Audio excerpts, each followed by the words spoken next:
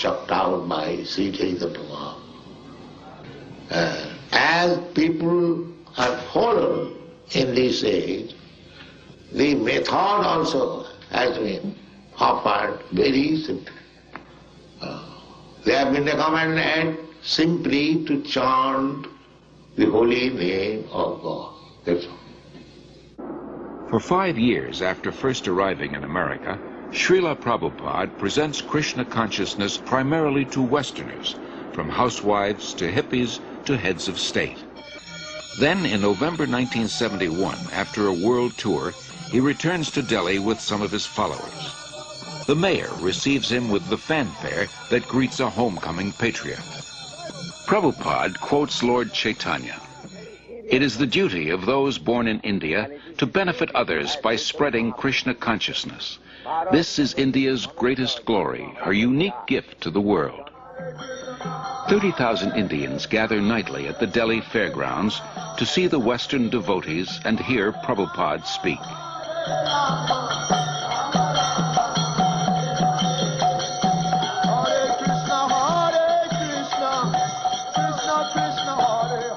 To bring about this change in India, that the revival of Krishna consciousness, Prabhupada's plan was to bring his dancing white elephants. He told us that when I bring my Western disciples to India, they will all come to see my dancing white elephants, he said. So we were actually very fond of being Prabhupada's dancing white elephants. We took that as the special mercy of Prabhupada on us, that we could be his dancing white elephants and help him in any way we could to preach Krishna consciousness in India. Prabhupada was told by an astrologer in Navadip in West Bengal that when he saw Prabhupada's face, a photo of Prabhupada, he said, this man, he has the ability to make a house in which the whole world can live peacefully. To make a house in which the whole world can live very peacefully. And when I told Prabhupada that, he said, yes, that is my mission, that within Krishna consciousness, the whole world can live peacefully. While the Hare Krishna movement spreads worldwide, Srila Prabhupada wants to nurture its roots in India. He journeys to Mayapur, West Bengal, the birthplace of Lord Chaitanya. It was Lord Chaitanya who inaugurated, 500 years ago, the congregational chanting of God's holy names. In Mayapur, devotees purchase a small tract of land and start constructing an international guest house. For a handful of devotees who know nothing about construction, this is not an easy task. Srila Prabhupada directs and encourages them.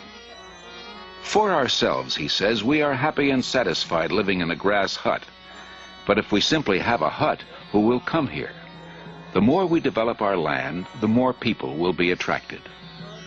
Prabhupada plans to build a temple of understanding to house the world's largest planetarium, and around it, a spiritual city with schools, shops, farms, and many temples for worshipping Lord Krishna. Within the hearts of India's people is a natural respect for the eternal Krishna-conscious culture. Many come forward to take part in Srila Prabhupada's movement and accept initiation from him. No one should go hungry within a 10-mile radius of the temple, Prabhupada instructs. In March 1972, devotees start the ISKCON Food Relief Program, distributing prasad, vegetarian food offered to Lord Krishna. As the Mayapur project develops, Prabhupada invites his disciples from 6 continents to join together yearly on the anniversary of Lord Chaitanya's appearance. Prabhupada wants them to be purified and inspired by remembrance of the Lord in his holy land. In Vrindavan, Srila Prabhupada treats his followers to a guided tour of the holy places and personally relates Lord Krishna's pastimes. The devotees relish a bath in the sacred waters of the Yamuna River. Jamuna Jaya Jaya Mahamana Jaya Radhe Jaya Krishna Jaya Vrindavan. Prabhupada acquires land in Bombay, India's most cosmopolitan city. Although he has only a hut for a temple, Prabhupada envisions an international cultural center. His ambition is to give as many people as possible access to the nectar of transcendental life, whether through philosophy, service, or spiritual food, so that everyone can become happy, hopeful, and peaceful. Dr. N.D. Desai, a leading Bombay industrialist, recalls, From 1971 through 1977, I must have met Prabhupada many, many times. And each time I met Prabhupada, I would try to find fault with him. And even I would try to make him angry, or I once even tried to find out whether he was greedy. I just couldn't find any fault with him. And in fact, you know, in matter of business life or daily life, we do try to see the weakness of the other person, and sometimes we try to, as a businessman, try to take advantage. But here was a person who just wouldn't become agitated. There was absolutely no lust in him, there was no greed in him, there was, I couldn't see a spot of jealousy in him.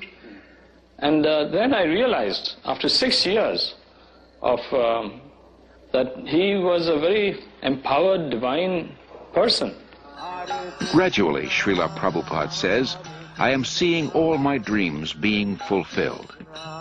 In Bombay, a spacious marble temple, a theater, a restaurant, a library, and a twin-towered 7-story hotel. In Mayapur, the planned spiritual city develops. Hare Krishna, Hare Krishna, Krishna Krishna. In Vrindavan, the popular Krishna Balaram temple, an international guest house, and a secondary school. Prabhupada sees his society grow into a worldwide confederation with more than 100 temples, restaurants, institutes, schools, and farm communities. 500 years ago, Lord Chaitanya predicted that one day the holy name of Krishna would be heard in every town and village of the world. By the mid-70s, Hare Krishna becomes a household word. When I first met the first Hare Krishnas, I can remember how surprised I was, and really I wondered what this meant. The costumes and the chanting and the shaved heads appeared a little strange, a little bizarre to me. But the more I came to know the movement, I came to find that there was a striking similarity in the essence of what they were teaching and saying, and in my understanding of the original core of Christianity. That is, living simply, not trying to accumulate worldly goods or profit, living with compassion toward all creatures, sharing, loving, and living joyfully. I am impressed with how much the teaching of one man in the spiritual tradition that he brought has impacted itself into the lives of so many people. So in my own view, his contribution is a very important one and will be a lasting one. As a child, Srila Prabhupada celebrated Rath Yatra near his home in Calcutta with his playmates. Years later, he is still celebrating the Rath Yatra festival, but now on the main streets of 20 large cities around the world, and with hundreds of thousands of disciples and guests.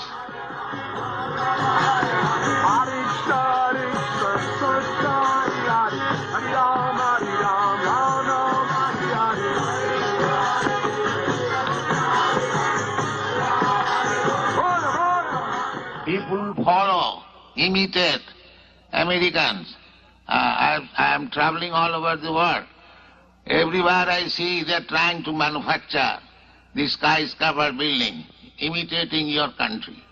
So, if you kindly become Krishna conscious and chant and dance in ecstasy, emotional love of God, the whole world will follow you and it will be Vaikuntha, there will be no more trouble. Thank you very much. Hare Krishna,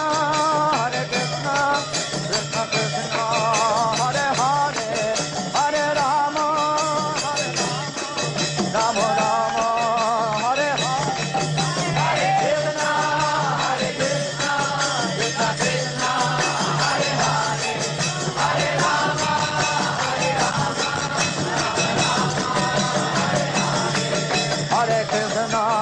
Hare Krishna, Krishna Krishna, Hare Hare, Hare Rama,